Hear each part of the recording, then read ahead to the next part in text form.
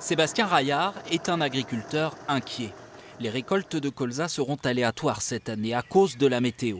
Et surtout, il craint que les prix chutent avec l'importation par Total d'huile de palme en provenance d'Asie du Sud-Est. Pour nous, c'est une concurrence déloyale dans le sens où c'est qu'elle coûte moins cher à produire parce qu'ils n'ont pas du tout les mêmes normes que nous au niveau environnemental et sanitaire.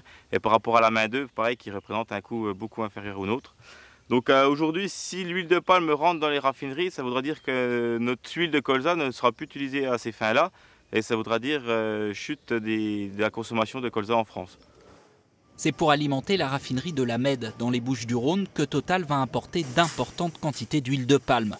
Une culture qui accélère la déforestation et qui ne peut être une solution pérenne pour cette députée de Haute-Saône, membre de la majorité parlementaire.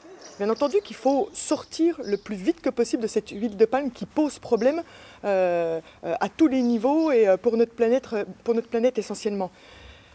Cependant, on n'a pas encore tous les éléments nécessaires pour en sortir tout de suite. Il faut qu'on aille dans ce sens-là, c'est certain. Mais est-ce qu'on va dans ce sens-là en autorisant des importations d'huile de palme ? Non, on ne va pas dans ce sens-là maintenant, je vous l'accorde. Maintenant, on n'a pas, encore une fois, nous n'avons pas les solutions nécessaires pour que ce soit tout de suite.